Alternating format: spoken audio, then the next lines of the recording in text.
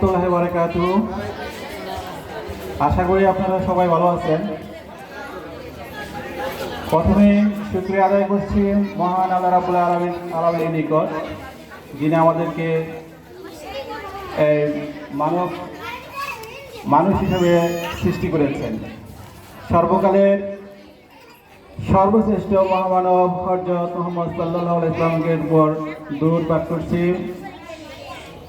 যিনি আমাদের পথ প্রদর্শক, আমাদের রাসূল, যার আদর্শে আমরা উজ্জীবিত, এবং তিনি হচ্ছেন আমাদের মহান নেতা। তার উপর আমরা সবসময় দরুদ পাঠ করি। সে এবং সর্বশেষ নবী হযরত মুহাম্মদ সাল্লাল্লাহু আলাইহি ওয়াসাল্লাম।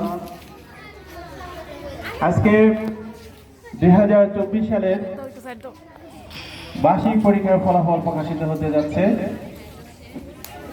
ইতিমধ্যেই আমাদের মাঝে আপনারা উপস্থিত হয়েছেন সম্মানিত অভিভাবক অভিভাবিকা বৃন্দগণ, এছাড়াও কোমলমতি ছাত্রছাত্রীরা দীর্ঘক্ষণ ধরে অপেক্ষারত রয়েছেন। প্রত্যেকটা মানুষের জীবনে হচ্ছে পরীক্ষামূলক। আমরা জানি পরীক্ষা ছাড়া জীবনে প্রতিষ্ঠিত হওয়া যায় না। জীবনে প্রতিষ্ঠিত হতে গেলে আমাদেরকে অবশ্যই কঠোর পরিশ্রম করতে হবে, দিক নির্দেশনা মেনে চলতে হবে, এর কোনো বিকল্প নাই। আমরা যদি মনে করি খুব সহজেই জীবনে প্রতিষ্ঠিত হয়ে যাব, খুব সহজেই আমরা অনেক লাভবান হয়ে যাব, এটা কিন্তু অত্যন্ত ভুল ধারণা। কোনোভাবেই সম্ভব না আপনার জীবনে প্রতিষ্ঠিত হওয়া সহজলভ্য হবে। অবশ্যই পৃথিবীতে মানুষকে আল্লাহ তাআলা কঠোর পরিশ্রমী প্রাণী হিসাবে সৃষ্টি করেছেন। আমরা যদি চারপাশের দিকে একটু লক্ষ্য রাখি, মানুষ ব্যতীত কোনো প্রাণী কঠোর পরিশ্রম করে জীবিকা নির্বাহ করে না। আপনি দেখেন, আমরা যারা এই যে অভিভাবক আছি গাজীপুরে, কি পরিমাণ কঠোর পরিশ্রম করে জীবিকা নির্বাহ করতে হয়। সকাল থেকে সন্ধ্যা পর্যন্ত, রাত পর্যন্ত আমরা চাকরি করে জীবিকার জন্য চাকরি করি। অথচ আপনার পাশেই আপনার ঘরে একটি বিড়াল ছানা আছে, তার কোনো চিন্তা নাই, তার ঘর বাড়ি করার চিন্তা নাই, তার খাওয়ার চিন্তা নাই, কোনো কিছুর চিন্তা নাই তার, সে কিন্তু খাবার পাচ্ছে।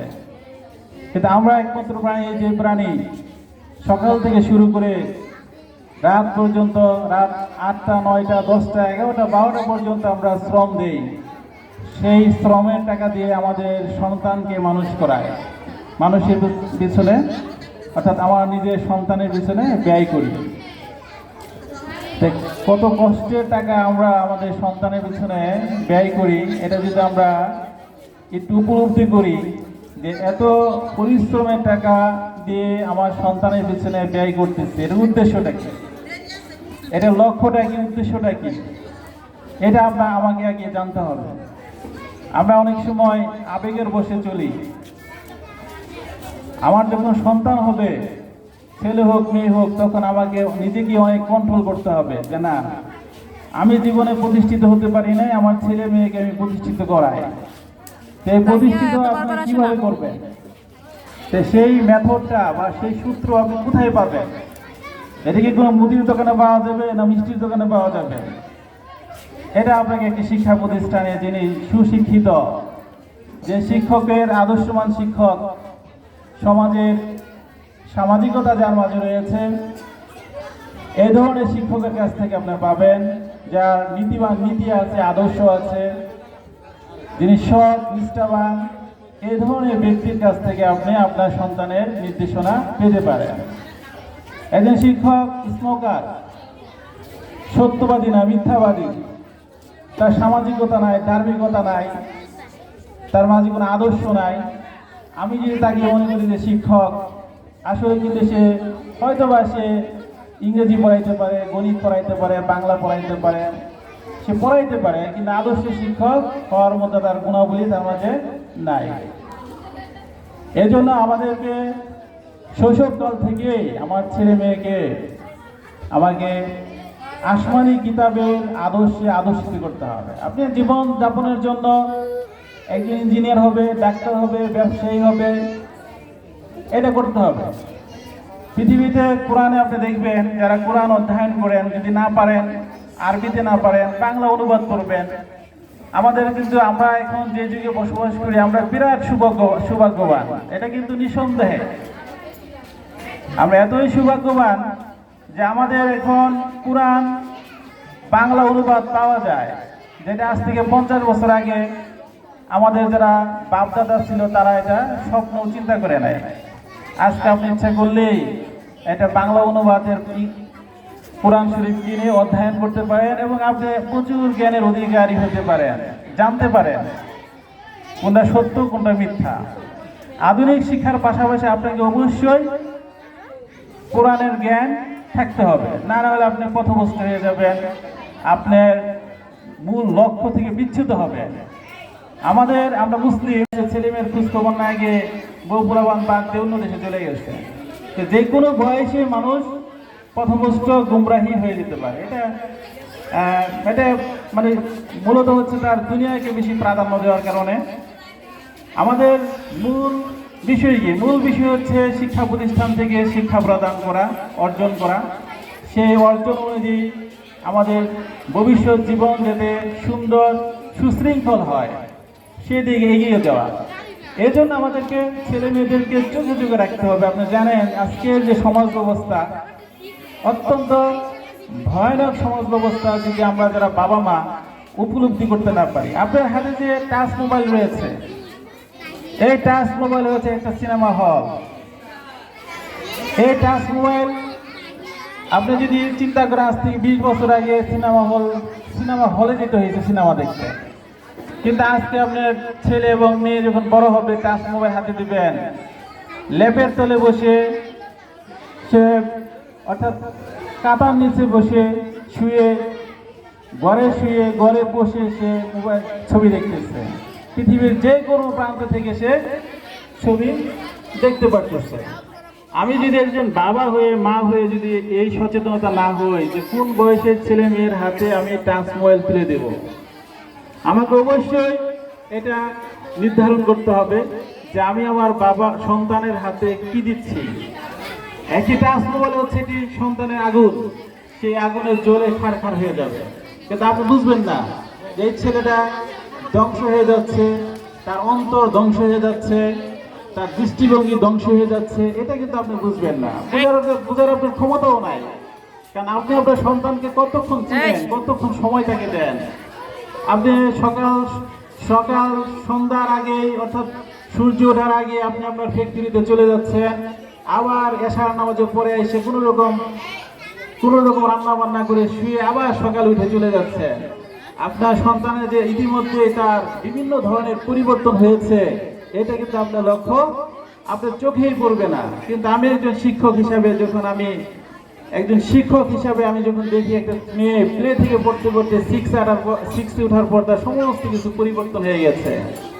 কিন্তু আপনারা এটা নিশ্চিত হবেন এই প্রতিষ্ঠানের কোনো ছেলে মেয়েকেই যদি পথভ্রষ্ট না হয়, তার লেখাপড়া বিঘ্নত না ঘটে, আমরা আপ্রাণ চেষ্টা করি।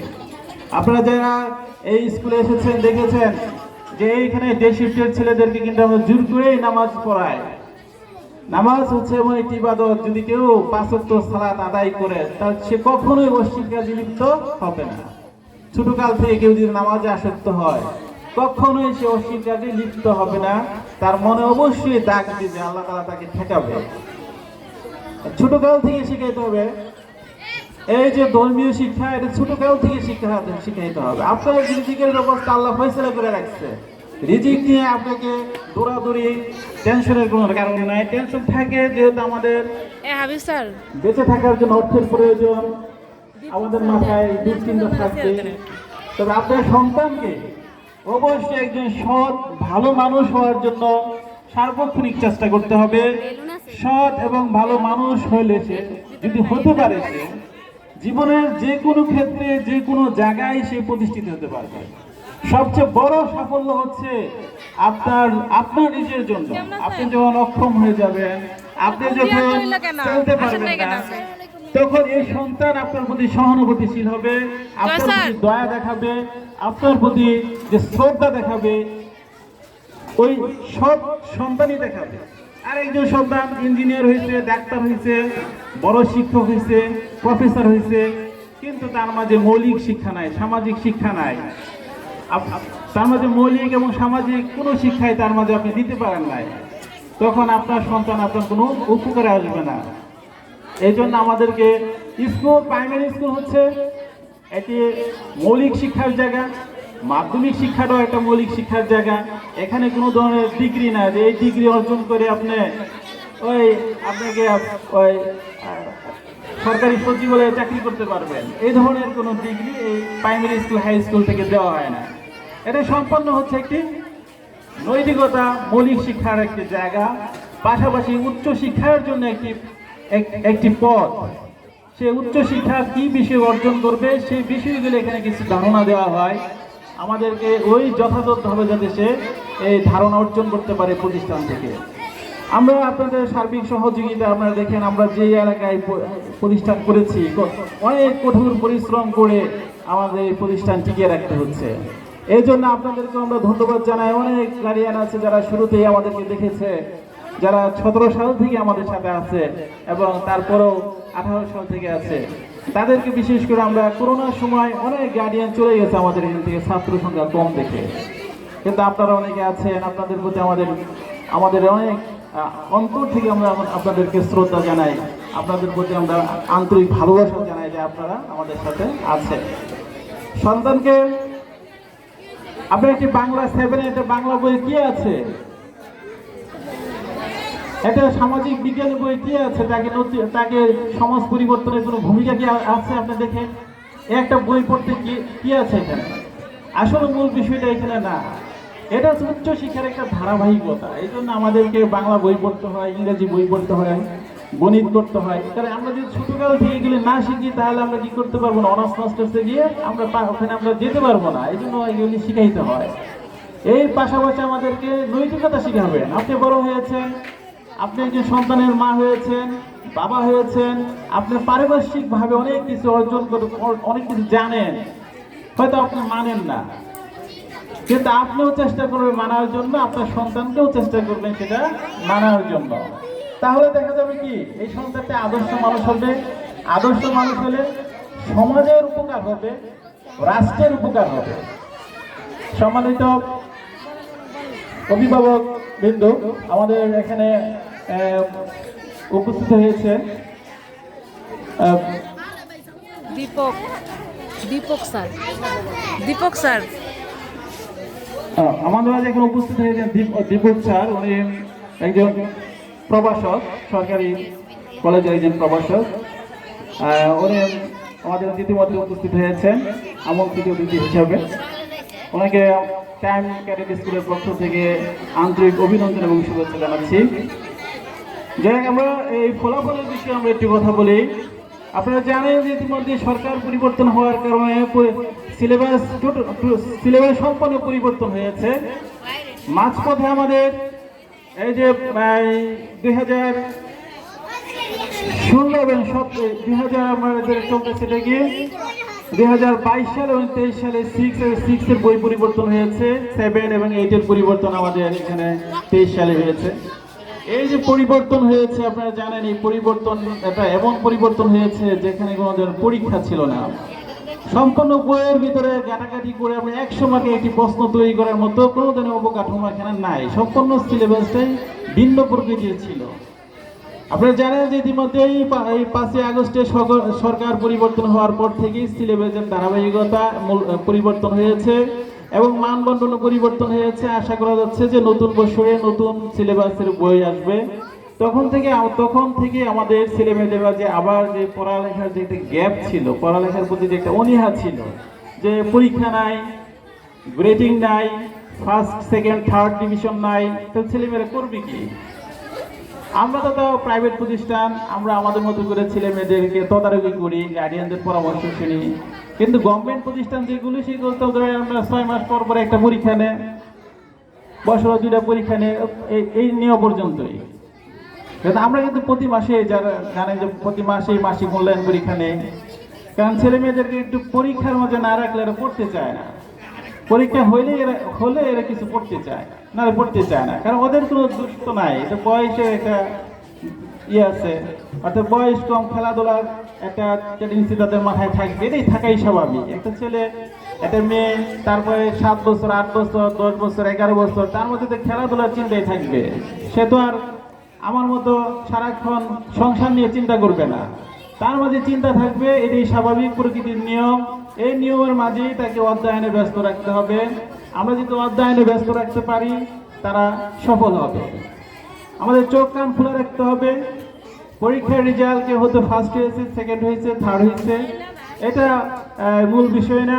সকলেই প্রথম হবে না, আর প্রথম হলেই জীবনে প্রতিষ্ঠিত হয়ে যাবে, এই ধরনের নির্দেশনা না। আমরা জীবনে যেখানে এসে দাঁড়াইছি,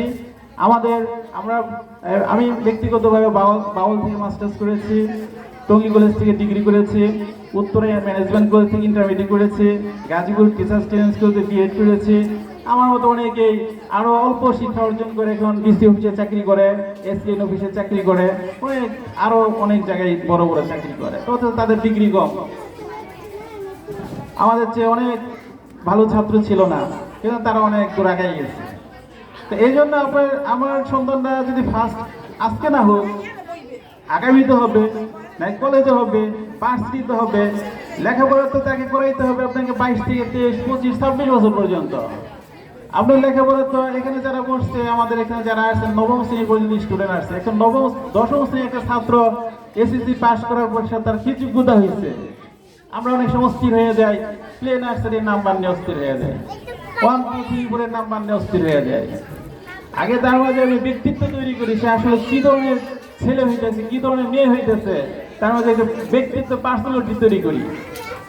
তারপর তার জীবনের গতি সে নিজেই তৈরি করে নেবে। আপনারা দেখেন আমাদের আশেপাশে বাউল কলেজ আছে, বাউল কলেজ সমস্ত ছেলেমেয়েরা নিজেই অর্থ উপার্জন করে নিজেই লেখাপড়া করতেছে। তার পিছনে কি বাবা মা লেগে আছে? লেগে নেই। ঢাকা বিশ্ববিদ্যালয় বলে সমস্ত বিশ্ববিদ্যালয়ের ছেলে মেয়েরা নিজেই পড়াশোনা করে, নিজে চাকরি বাকরি করে পড়াশোনা করতেছে। আমাকে আগে এই পর্যন্ত নিয়ে যায় না তাকে, আমি আগেই অস্থির হয়ে যায়, আগেই তাকে গালিগালাজ শুরু করে দমকাইতে থাকি। আমি গালিগালাজ করি, সে যাতে লেখাপড়া করে, সে যাতে সমাজের আশেপাশে খারাপ ছেলেদের সাথে না মিশে, অন্যের যাতে শ্রদ্ধা করে, অন্যের প্রতি যদি গালিগালাজ না করে, আমরা এই দিকে শাসন করি তাকে। আমরা কিন্তু শাসন করি উল্টা দিকে। আমরা রেজাল্টের সময় শাসন করি, নাম্বার কমবে। নাম্বার তো আসলে এখানে কোনো বিষয় না। পরীক্ষার নাম্বার আজকে পাবে, কালকে পাবে না। আপনার সন্তান যদি এই ঠিক মতো স্কুলে না আসে, ঠিক মতো অধ্যয়ন না করে, ঠিক মতো ড্রেস পরে আসে না, ডিসিপ্লিন নাই, আপনার সন্তান প্রতিদিন স্কুল ড্রেস পরে আসবে, জুতা পরে আসবে, আপনার ইচ্ছা মতো করে আমি পাঠাই দিচ্ছি স্কুলে।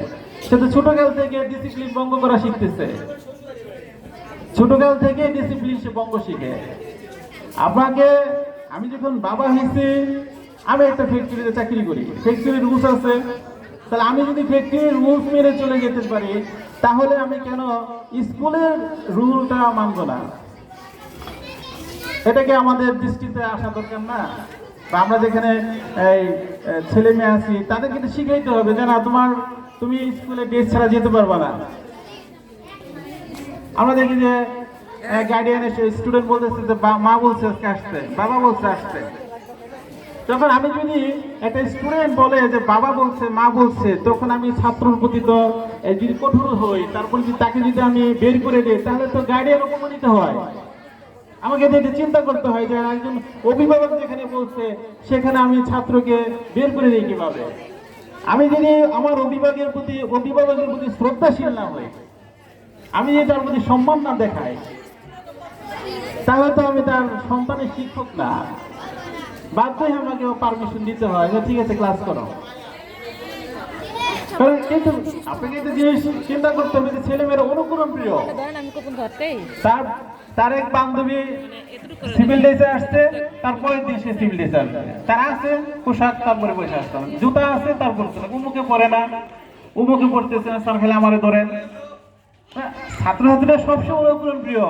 আপনি যদি দেখেন আপনার সন্তান যদি পাশের বাসায় যদি ভালো রান্না করে, তাহলে তারও ভালো খাইতে চায়, মন চায়।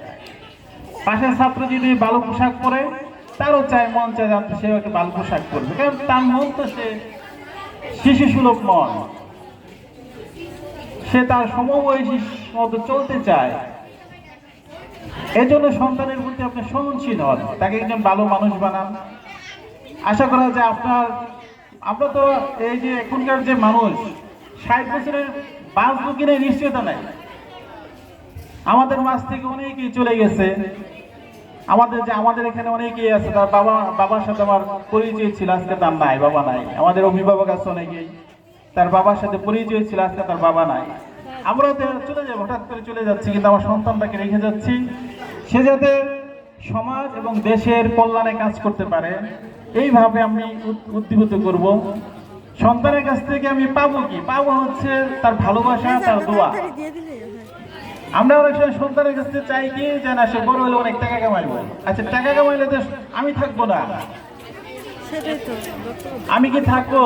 আমার সন্তান অর্থ উপার্জন করবো, আমার অর্থ যাবে কোথায়? এই জন্য আমরা সন্তান যাতে একজন ভালো মানুষ হইতে পারে, ভালো মানুষ হয়ে মানুষের উপকার করতে পারে, এই ধরনের গুণাবলী তার মাঝে তৈরি করতে হবে। আশা করি আমরা যে কমিটমেন্ট দিয়েছি যে ছেলে মেয়েদের মাঝে নৈতিক শিক্ষা শিক্ষিত করব। আপনারা জানেন যে আমাদের ছেলে মেয়েদের জিজ্ঞাসা করে দেখেন, তাদেরকে আমরা কি পরিমাণ কাউন্সিলিং করে তাদেরকে বোঝানো হয়। আমাদের ইতিমধ্যে অনেক ছেলে মেয়ে ছেলেরাই আছে যারা এখন 5 ওয়াক্ত নামাজও কিন্তু মসজিদে গিয়ে পড়ে, এবং যে ফজরের নামাজও তাদেরকে দেখা যায় তারা মসজিদে আসে, অথচ তাদের বাবাও কিন্তু ফজরের নামাজে আসে না, কিন্তু আমাদের স্কুলের ছেলেরা কিন্তু আসে। আপনারা খেয়াল করে দেখেন, গেটেও তিন সিট মসজিদে, তার বাবাও কিন্তু ফজরের নামাজে আসে না, কিন্তু তারা আসে। এই জন্য আপনার যে মেয়েটা আছে বড় হচ্ছে, খেয়াল রাখবেন যে মেয়েটা যে বড় হচ্ছে, তার বয়স 16-17, তার মতো করে তাকে চলতে দেওয়া যাবে না। আপনি যদি তার মতো করে চলতে দেন, হ্যাঁ আমার মেয়ে চাইছে এইভাবে চলতে, এইভাবে দিবেন না। আপনি চাইবেন যে না, সে একটা বিপজ্জনক অবস্থানে আছে, সে ভালো যেটা ভালো মনে করবে না, খারাপটাকেই ভালো মনে করবে।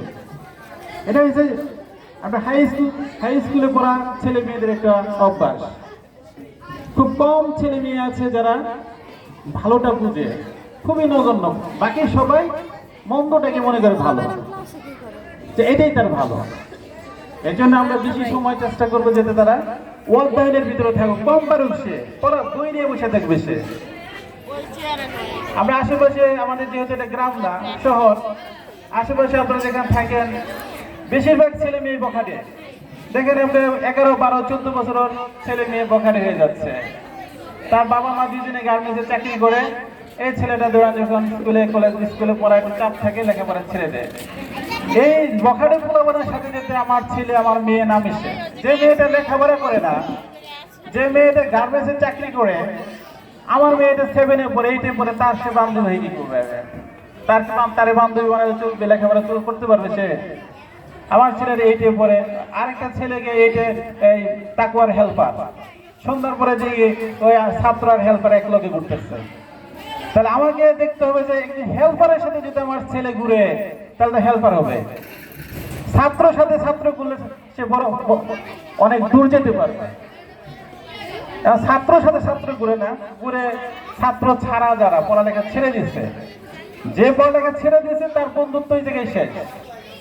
আমাকে ছেলে মেয়েদের মাঝে এই মেন্টালিটি তৈরি করতে হবে। যেহেতু আমরা শহরে থাকি, আমাদের বংশগতভাবে এই এলাকা না, আমরা যখন কর্মে চলে যাই, আমার ছেলে মেয়ে কি করতেছে এটা আমরা স্কুলে ফোন দেবেন, একদিন না আসলে ফোন দিবেন যে স্কুলে আসে না কেন। আপনি স্কুলে ফোন দেন যে না স্যার আমার ছেলে মেয়েটা আসতেছে আজকে স্কুলে যেতে হবে, আমাদেরকে ফোন দিতে হয়। একটা স্টুডেন্ট আসতেছে না, আমি ফোন দিচ্ছি, স্কুল ফোন দিচ্ছে, কিন্তু গার্ডিয়ান কোনো সময় ফোন দেয় না। কিন্তু গার্ডিয়ানকে সচেতন হতে হবে। আজকের যুগে কিন্তু ছেলে মেয়ে ফেলে রাখলে এটা মানুষ হয়ে যাবে, উচ্চ শিক্ষিত হয়ে যাবে, এই ধরনের চিন্তা ভাবনা যদি আমরা করে আসলে ভুল হবে। আমাদের সময় বাবা মা ফেলে রাখছে, আমরা মানুষ হয়ে গেছি কেন? চতুর্দিকে নাচ গান নাই। আজকে আপনি যান এই বসি সড়কটা হাঁটেন, প্রত্যেকটা চার দোকানে সিনেমা চলতেছে। আমার কাছে আপনার কাছে সিনেমা কিছু মনে হয় না, কারণ আমরা বিয়ে শাদী করে বুড়া হয়ে গেছি, কিছু মনে হয় না। কিন্তু একটা সন্তান যখন 12 বছর 11 বছর, তার কাছে সিনেমা কিন্তু অনেক কিছু, কিন্তু আমরা এটা মনে করি না। আপনি দেখেন প্রত্যেকটা রাস্তা রাস্তা চার দোকানে সিনেমা চলতেছে, মানুষ সিনেমা দেখতেছে। আপনার ঘরেও সিনেমা চলতেছে। আপনি সিনেমা দেখেন আর রান্না করেন, সিনেমা দেখেন রান্না করেন। আর ছেলে এরকম যে একটু নাম্বার কম পাও কেন, তুমি পড়ো না কেন? আগে আমাকে নিয়ন্ত্রণে রাখতে। আমি যদি এই 40, 45, 42 বছরে নিজেকে কন্ট্রোল না করতে পারি, তো 12-13 বছরের পোলাপানি কন্ট্রোল দিতে পারবে? এটা কি মোর সম্ভব? এটা কোনোদিনই সম্ভব না। সন্তানকে যতটুকু সম্ভব আপনাকে পাপ কাজ থেকে দূরে থাকতে হবে। পাপ কাজ কোনটা এটাও তাকে শিখাইতে হবে, যেহেতু শিখাইতে হবে। তাহলে তারা আস্তে আস্তে উচ্চ শিক্ষিত হবে এবং আপনি যে আশা আকাঙ্ক্ষা আছে সেটা পূরণ হবে। আর আমি যদি এইগুলি না পারি, তাহলে কিন্তু আমাদের আশা আকাঙ্ক্ষা স্বপ্ন এগুলো আমাদের পূরণ হবে না, ধূলিসাৎ হয়ে যাবে। দেখ আমি আর আজকে যেহেতু পরীক্ষার ফলাফল ঘোষণা হবে, আমরা বেশি দূর আগাতে যাচ্ছি না। রেজাল্টের বিষয়ে আমি প্রাথমিক একটি ধারণা দিচ্ছি যে প্লে থেকে পঞ্চম শ্রেণী পর্যন্ত সকল ক্লাসে আমাদের ছেলেমেয়েরা যারা সকল ছেলেমেয়েরা পুরস্কার পাবে প্লে থেকে পঞ্চম পর্যন্ত। এখানে আমরা সপ্তম পর্যন্ত আমরা মেধা তালিকা রেখেছি। এই সপ্তমের পরে যারা রয়েছে তাদেরকে আমরা সান্ত্বনা পুরস্কার দেব। তবে পুরস্কারের একই কোয়ালিটি, সেক্ষেত্রে হতাশ হওয়ার কিছু নেই। আমাদেরকে পুরস্কারের বিষয়ে, অর্থাৎ এখানে আমাদেরকে ওই পুরস্কার পাওয়ার সাথে সাথেই আরেকজনকে কটাক্ষ করে কিছু বলার প্রয়োজন নাই। আপনারা চিন্তা করবেন যে না, এবার তুমি ভালো পারো না, আগামীকাল আরো ভালো করতে, আরো ভালো করে দেখাইতে হবে। অনেক সময় ফার্স্ট সেকেন্ড থার্ড হয়ে কিন্তু 5 মার্ক 10 মার্ক 20 মার্ক 30 মার্কের ডিফারেন্সে হয়, এরকম হয়ে যায়, গুণগতভাবে হয়ে যায়। তারপরে 6 থেকে আমাদের 9 পর্যন্ত ফলাফল ঘোষণা করা হবে। এখানে ফার্স্ট সেকেন্ড থার্ড হবে, আর যারা A+ পাবে এই উচ্চ অর্থাৎ হাই সেকশনে যারা ফার্স্ট সেকেন্ড থার্ড এরা যথারীতি পুরস্কার পাবে। এছাড়াও যারা A+ পাবে তাদেরকে চতুর্থ হিসাবে পুরস্কার দেওয়া হবে। এটা হচ্ছে আমাদের এই পুরস্কারের আজকে এই বছরে এটা কাঠামো। আপনারা জানেন ইতিমধ্যে আমাদের এই সিলেবাস পরিবর্তন হয়েছে এবং সিলেবাস পরিবর্তনের সাথে সাথে আমাদের বইয়ের কাঠামো পরিবর্তন হয়েছে। এখন আমাদের হাতে বই কোনো ক্লাসে আসে নাই। তারপর আমাদের আমরা হয়তো বা এই 2-1 দিন বা 3-4 দিনের ভিতরে বই আমরা পাবো। এই জন্য আমরা যথাযথ ওই স্টুডেন্টরা 1 তারিখ থেকে যোগাযোগ করা শুরু করবে। পাশাপাশি আমরা 5 তারিখ থেকে চেষ্টা করবো আবার পুরো হয়তো 1 সপ্তাহ 1টা পর্যন্ত ক্লাস হবে, অর্থাৎ হাফ ক্লাস হবে। পরবর্তী সময় থেকে আমরা আবার ফুল ক্লাস শুরু করবো আর কি। যাক, আপনারা আসছে, আমাদের অনেক অভিভাবক এসেছে, ছাত্রছাত্রীদের রয়েছে। তো 2025 সালের কার্যক্রম যাতে সাফল্যমণ্ডিত হয়, যেটা অতীত হয়ে গেছে, অতীতে আমাদের খুব চিন্তার কিছু বিষয় নাই। অতীত যা হয়েছে এটার উপরে আমাদের চিন্তা করে আমাদের ভবিষ্যৎ যাতে 2025 সাল আমাদের ভালো কার্যক্রম আমরা চালাইতে পারি, সেই ক্ষেত্রে আপনারা সার্বিকভাবে সহযোগিতা করবেন। আমরাও চেষ্টা করবো আপনাদের সন্তান হচ্ছে আমাদের প্রতিষ্ঠানের একটি সম্পদ। এখান থেকে 2022 সালে আপনার জানেন মিনুয়ারা জামান আমাদের A+ পেয়েছে শিশু পরীক্ষা। এছাড়া আমাদের 2025 সালে আরো 12 জন পরীক্ষার্থী রয়েছে এই বছর। এখান থেকে আমরা আশা করি কোনো ধরনের দুর্ঘটনা না ঘটলে 4 জন A+ পাবে, এটা আমাদের 100% নিশ্চিত। এবং এই বছর 25 সাল থেকে আমরা আশা করি প্রতি ক্লাসে আমাদের বোর্ড পরীক্ষাগুলোতে আশা করতেছি আমাদের এই পরিমাণ স্টুডেন্ট আমরা আসছে এবং আমরা যে শ্রম দেই প্রতি বছরই A+ থাকবে। এবং অনেকে আমরা দেখেন যে আশেপাশে প্রতিষ্ঠানের দুর্নাম বলে, আমাদের গার্ডিয়ানগুলি কিন্তু খুব সুনগণ্য, আশেপাশে গার্ডিয়ান গিয়ে বলা শুরু করেছে। আসলে লেখাপড়া তো প্রতিষ্ঠান সার্বিকভাবে সহযোগিতা করে। আপনারা যদি কোনো সময় কোনো গার্ডিয়ান এসে দেখেন, আমাকে পান না, এরকম কোনো গার্ডিয়ান আছে যে এসে পান নাই আমারে, বছরে আমি 2 থেকে 3 দিন শিক্ষা অফিস ছাড়া যাই না, যখন দরকার যায়, যে আপনার সন্তান যাতে এখানে অবাধে কথা বলতে চলাফেরা করতে না পারে, সেটা আপনারও বর্তমানে আমি স্কুলে আমি একজন অভিভাবক, আপনার সন্তান যখন স্কুলে প্রবেশ করলো তখন থেকে আমি এই সন্তানের অভিভাবক, এই সন্তান যাতে ভালো মন্দ সে তাকে আমি বুঝাইতে পারি, ভালো মন্দের দিকে ধাবিত না হয়, এ থেকে ভুল সিদ্ধান্ত ভুল কিছু করানো থাকে তা আপনার অফিসে বলবেন যে স্যার এটা হয়তো ভুল হয়েছে, এটা আপনার একটু সংশোধন করলে ভালো হয়। আমরা চেষ্টা করবো আমাদের